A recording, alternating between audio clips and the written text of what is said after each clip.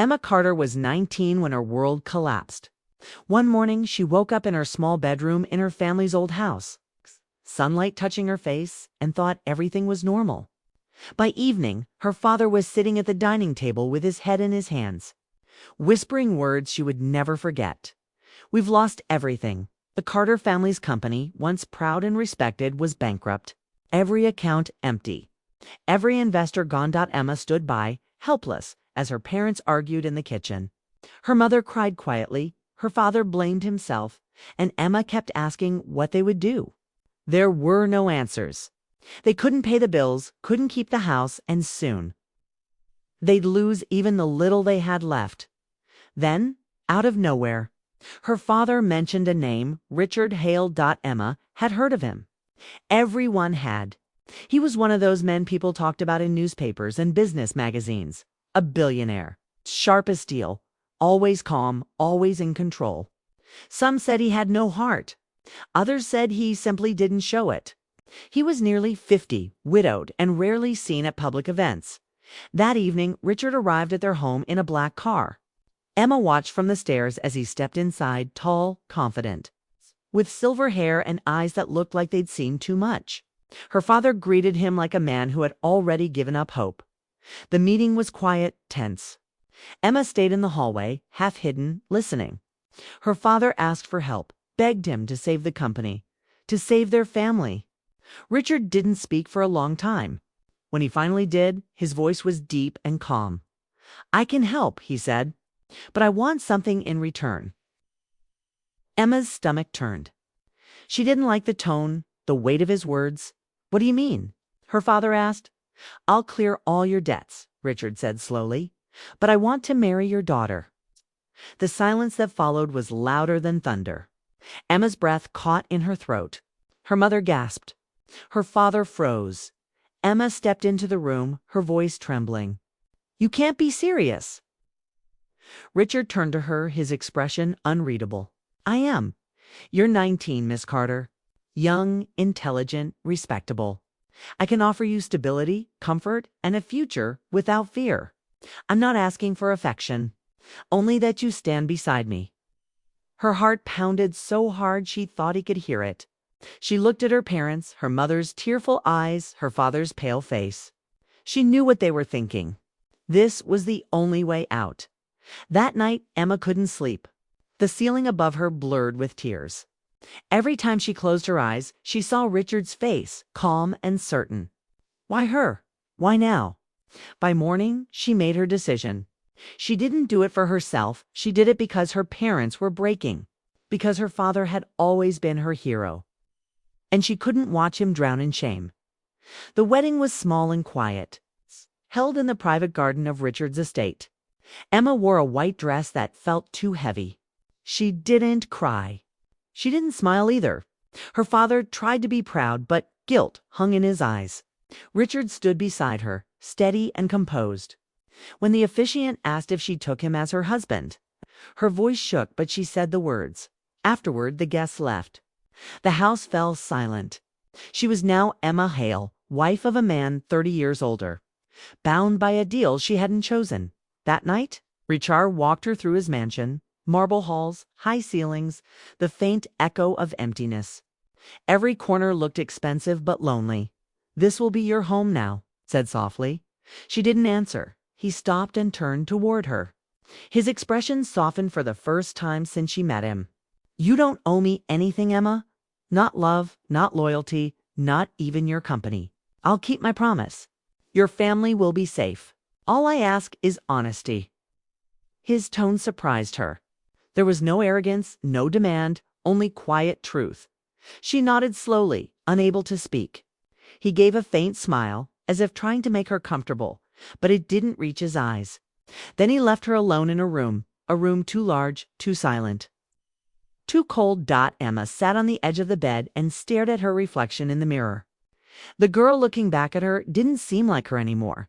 She thought of her old life, walking through campus with her sketchbook, dreaming of art school in New York, painting sunsets and city lights. Now, all of it felt like another lifetime. Outside her window, rain began to fall. The sky matched her mood, quiet, heavy, uncertain. Later that night, she heard footsteps in the hallway. Her heart raced, but the steps passed her door. She exhaled slowly, realizing she'd been holding her breath. She thought about Richard's words, "You don't owe me love." He could have been cruel. He could have treated her like property. But he hadn't. He'd given her space, respect, and something she didn't expect. Gentleness. Still, she couldn't understand his motive. Why her? Why would a billionaire, a man who could have anything, choose someone like her, a young, scared girl from a broken family? She tried to convince herself it didn't matter.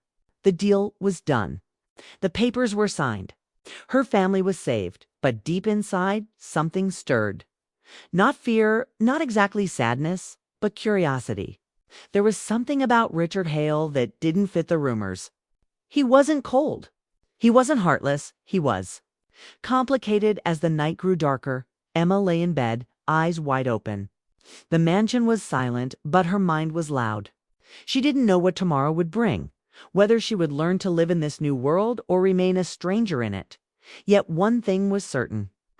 Life had changed forever. When dawn came, light spilled through the curtains, touching her face gently. For the first time, she noticed a single red rose placed on the table near her bed. A note beside it read, "For a new beginning." She stared at it for a long time. Maybe this was his way of saying he meant his words, that she was free. Even in this strange new cage, Emma didn't know whether to feel touched or confused. All she knew was that the man she had married wasn't what she expected. And something told her this was only the beginning of a story she never saw coming.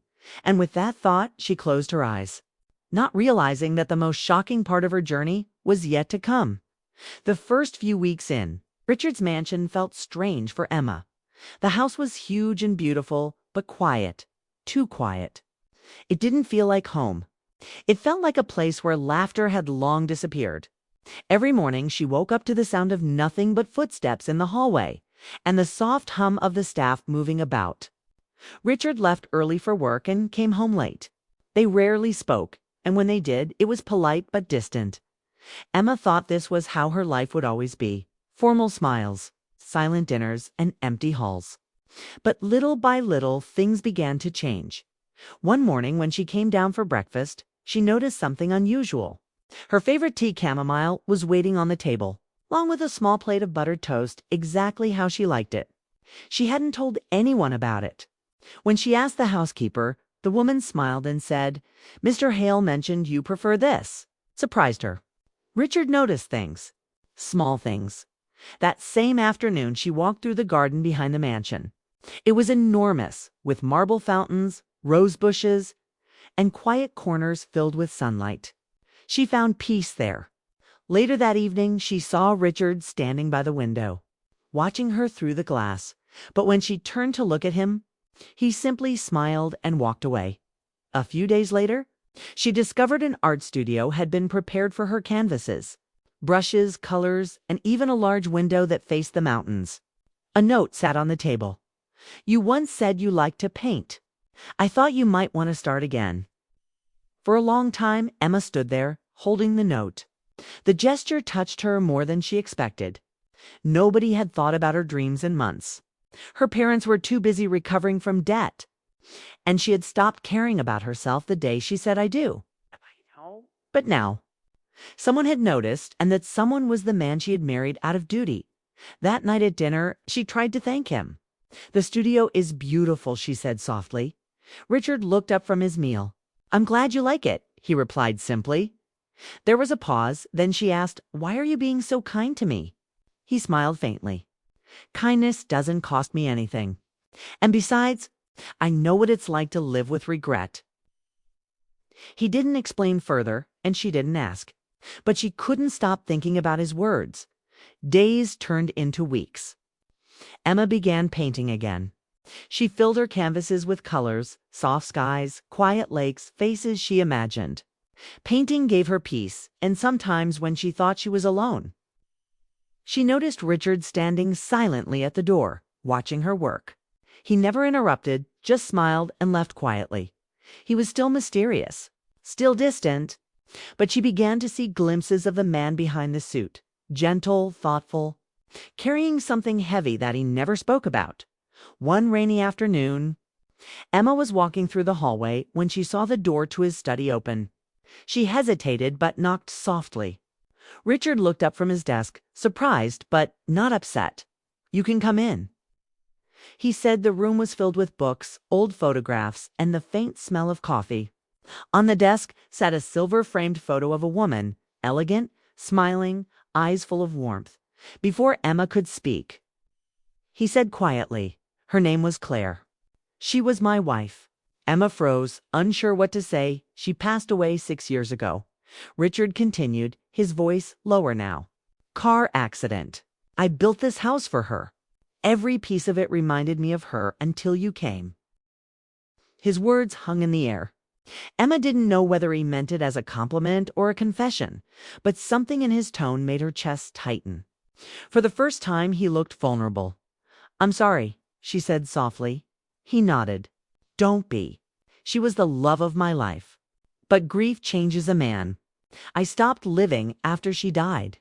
Maybe that's why I offered this deal to your father, not out of need, but out of fear of being alone." His honesty caught her off guard. Emma had expected a man of wealth and pride to hide his pain. But Richard spoke like someone tired of pretending. She didn't speak much that day. She simply listened. And for the first time since their wedding, they talked, really talked. About art, about his travels, about how he built his empire from nothing. That evening, when she returned to her room, she felt a strange warmth inside her. The image of Richard staring at his late wife's photo stayed with her. He wasn't cruel. He wasn't cold. He was broken in a quiet, hidden way, just like she was. In the following days, their relationship began to shift. Richard started joining her for breakfast instead of eating alone. They walked in the garden sometimes, talking about simple things, the weather, her art, his favorite books. He even joked once, surprising her with his dry humor. Emma began to see him differently. The age gap that once frightened her no longer felt like a wall. He was patient, never demanding, never using his power to control her. He treated her not as someone he owned, but as someone he respected. She, in return, began to open up slowly, carefully. She told him about her dreams of studying art, about her favorite painters, and the way she used to draw on the walls as a child. He listened, always listening, never interrupting. One evening, when a storm knocked out the power, they sat by the fireplace. The room was dark except for the glow of the flames. The rain tapped gently on the windows. "It's strange," Emma said, staring at the fire. "I thought I'd hate this life." Richard turned to her. "And do you?" She hesitated, then smiled faintly. "Not anymore." He smiled to a small, real smile that reached his eyes this time. In that quiet moment, something changed. The air between them felt lighter, warmer. Neither of them spoke again, but the silence was comfortable. For the first time since their marriage, Emma didn't feel trapped. She felt safe. That night, as she lay in bed, she thought about how everything had shifted without her realizing. The man she once saw as a stranger had become someone she looked forward to seeing, and though she didn't want to admit it, a part of her heart had begun to care. Still, she couldn't understand one thing. Why did he look at her sometimes as if he wanted to say something but stopped himself? What was he hiding behind those quiet eyes? The question stayed with her even as she fell asleep. She didn't know it yet, but the answer and what came next would change her heart forever. By the time spring arrived, Emma's life had completely changed. What had once been a quiet, cold mansion now felt alive. The rooms smelled of fresh flowers. Sunlight warmed the marble floors. And sometimes laughter, her laughter, echoed through the halls. Richard had noticed. Everyone had. Their mornings were no longer silent. They shared breakfast together now, often talking about simple things. News, travel, books, or her paintings. Sometimes he would make dry little jokes that made her smile. And she could tell he enjoyed seeing her happy. She didn't know when it had happened. But somewhere between all those small moments, she had stopped feeling like a stranger in his house. She belonged there now. Her paintings began to change too. The colors grew warmer. Without meaning to, she painted him often, not as the powerful billionaire everyone saw, but as the quiet man who brought her tea when she worked too long or stood beside her in the garden without saying a word. Richard noticed. Kay Sarah paintings, but didn't mention it. He would stand behind her silently, watching the brush move across the canvas, and then quietly leave before she turned around. But Emma could feel his presence, calm, patient, comforting. One afternoon, he came into the studio with a letter. "There's a charity gala this weekend," he said. "I'd like you to come with me." She froze for a moment. "Me at a gala?" He smiled. "You're my wife, Emma. You belong by my side." The words sent a flutter through her heart. It was the first time he'd said them that way, not as an obligation, but as something real. That weekend, the gala felt like a dream. The ballroom sparkled with chandeliers, music, and hundreds of guests dressed in elegance. Emma wore a simple silver gown, one that Richard had chosen for her. It fit perfectly, and when he saw her coming down the stairs, he couldn't take his eyes off her. "You look beautiful," he said quietly, offering his arm. The evening went smoothly. People whispered about them, the young wife and the older billionaire. But Emma didn't care. Richard stayed close to her, making sure she was never uncomfortable. When she smiled, he smiled too. When she looked nervous, he placed a hand gently on her back, guiding her with quiet assurance. Later that night, after hours of music and speeches, Emma stepped outside to breathe. The garden behind the ballroom was peaceful, lit with soft golden lights and the faint sound of a fountain. She stood there for a while, letting the night air calm her. Then she heard footsteps. Richard appeared beside her, holding 2 glasses of champagne, escaping the crowd. He asked, smiling slightly. "Trying to," she said, smiling back. "You don't like parties either, do you?" "Not without someone worth talking to," he said softly. Their eyes met, and something unspoken passed between them. For the first time, Emma didn't look away. "You've changed this house," Richard said after a moment. "You've changed me." His voice was quiet but full of meaning. "I didn't realize how empty everything was until you walked in. You brought life back, Emma. You brought warmth." Her heart skipped a beat. No one had ever said something like that to her, not even when she was truly in love years ago. And hearing it from him, the man she once feared, meant something she couldn't explain. She smiled gently. "I didn't do anything special." He shook his head. "You did more than you know." For a while, they stood in silence, watching the lights shimmer across the fountain. It felt peaceful, but underneath that calm, Emma could feel something building, something fragile and real. When he looked at her again, his eyes softened. "Emma," he said slowly, "I don't want you to feel trapped anymore. If you ever want to leave, you can. You don't owe me this life." His words caught her off guard. She opened her mouth but couldn't speak. How could she explain that she didn't want to leave anymore? He smiled faintly, as if reading her thoughts.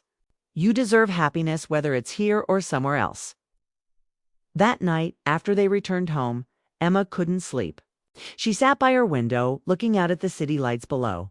His words replayed in her mind. He was offering her freedom again, the same freedom she thought she'd lost the day she married him.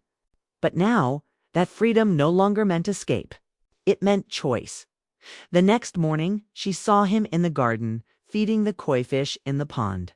The sight made her heart ache in a strange, sweet way. He looked peaceful, almost content. She realized then that she cared about his happiness as much as her own. Over the next few days, something subtle but beautiful grew between them. They spent evenings together by the fireplace, sometimes talking, sometimes just sitting in silence. He began telling her stories about his younger days, the risks he took, mistakes he made, and how he built his empire from nothing.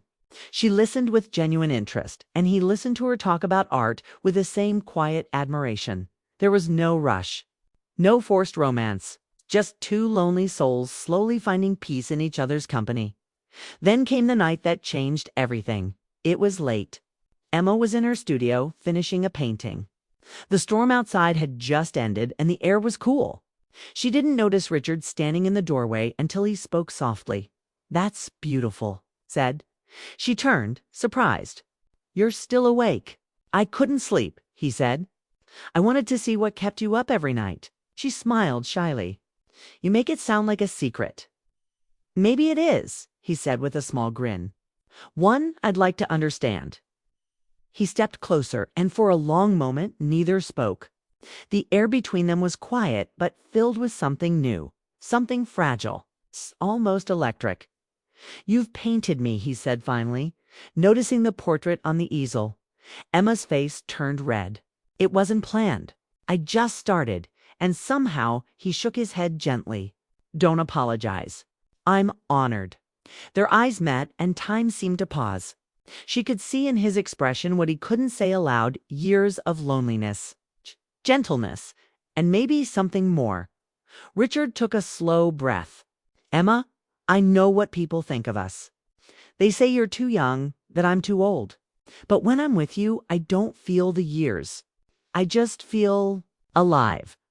Her heart raced. She didn't know what to say, but tears filled her eyes. "I never thought I'd find peace here," she whispered. "But you made this place feel like home." He smiled, not the polite one he gave the world, but a real one, soft and full of feeling. They stood there, surrounded by the quiet hum of the night, the soft scent of paint, and the warmth that neither could deny anymore. Richard didn't reach for her hand. He didn't need to. The closeness between them said everything words couldn't. For Emma, that night was not about romance or promises.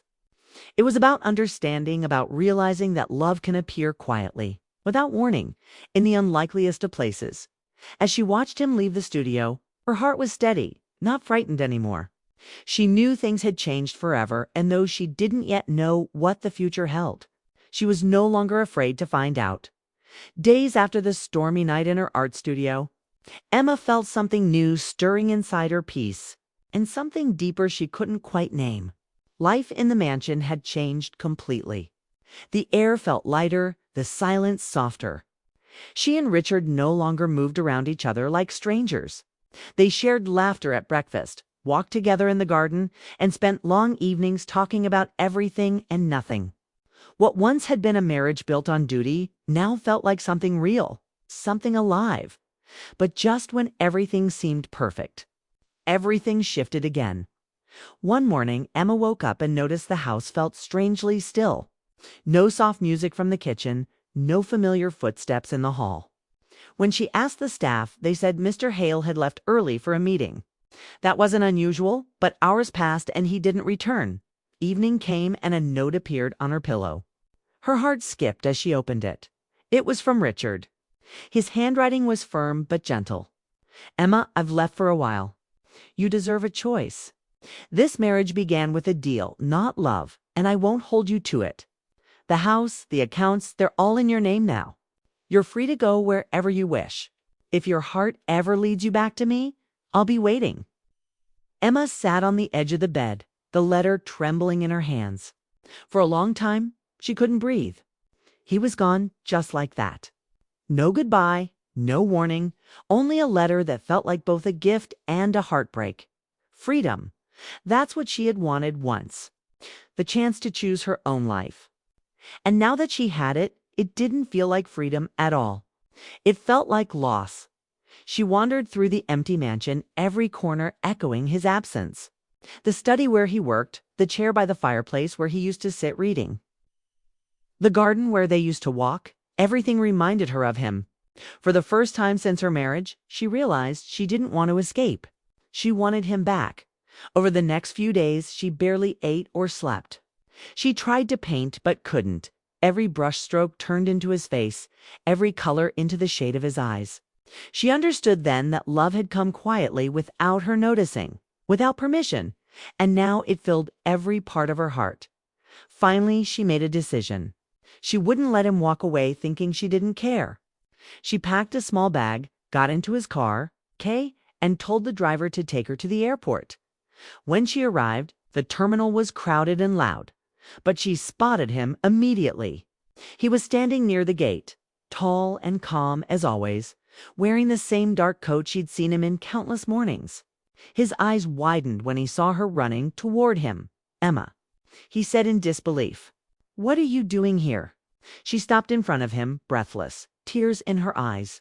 "You can't just leave like that," she said softly. "You gave me freedom, but you took yourself away." "That's not what I wanted." He looked torn, his calm mask slipping. "I thought I was doing the right thing," he said. "You never chose this life. I wanted you to have the chance to start over, to find someone your age, to follow your dreams." She shook her head, her voice trembling. "I already found what I was looking for. You think love is about age or freedom, but it's not. It's about where you feel safe, where you feel understood. And I feel that with you." For the first time, she saw Richard speechless. The powerful man who could handle boardrooms and billion-dollar deals stood frozen in front of a 19-year-old girl who had just confessed something he never expected to hear. Tears filled his eyes, though he tried to hide them. "Emma, I'm not the man you deserve," he whispered. She smiled through her tears. "Maybe not, but you're the one I choose." The words broke something inside him, the wall he had built since the day his first wife died. Slowly, carefully, he reached out and took her hand. "You're sure?" he asked quietly. She nodded. "I'm sure." They stood there for a moment in the middle of the busy airport, two people who had found each other in the strangest way, surrounded by noise, but lost in their own silence. Richard canceled his flight. Together, they drove back to the mansion. The ride was quiet, but the silence between them was no longer heavy. It was warm, filled with unspoken understanding. That night, they sat by the fireplace again. The flames flickered softly, lighting their faces with a golden glow. Richard turned to her, his expression gentle. "I thought I was saving you," he said. "But maybe you're the one who saved me." Emma smiled, resting her head against his shoulder. "Maybe we saved each other." From that night on, everything felt different. The house no longer carried the weight of loneliness. Emma brought her art to every room, filling the walls with color and light. Richard became more open, more human. He laughed more, worked less, and for the first time in years, he looked alive. Months passed, and their love deepened. Not the loud kind filled with grand gestures, but the quiet kind that grows from trust and care. They spent mornings walking hand in hand through the garden, afternoons in her art studio where he often pretended to help but only ended up watching her paint, and evenings reading by the fire. Their age difference stopped mattering. What mattered was that they understood each other. He admired her strength. She admired his kindness. They were equals not in years but in heart. One evening, as the sun set over the hills, Emma stood on the balcony watching the golden light spill across the sky. Richard joined her, wrapping a light shawl over her shoulders. "You know," Chase said softly, "I used to think I was trapped, that marrying you was the end of my freedom." He looked at her, waiting. She smiled faintly. "But now I realize you didn't take my freedom. You gave it back." He reached for her hand, his eyes full of warmth. "No, Emma," he said. "You gave me mine."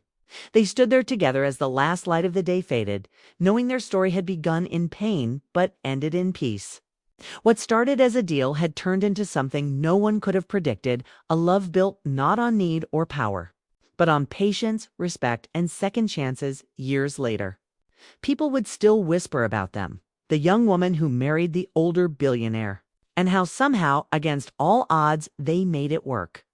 But for Emma and Richard, it didn't matter what anyone said because they knew the truth. Love doesn't follow rules, and sometimes the most unexpected beginnings lead to the most beautiful endings. And that night, the night she found him at the airport, the night she chose love over fear, was the night that changed everything. Asterisk, the end.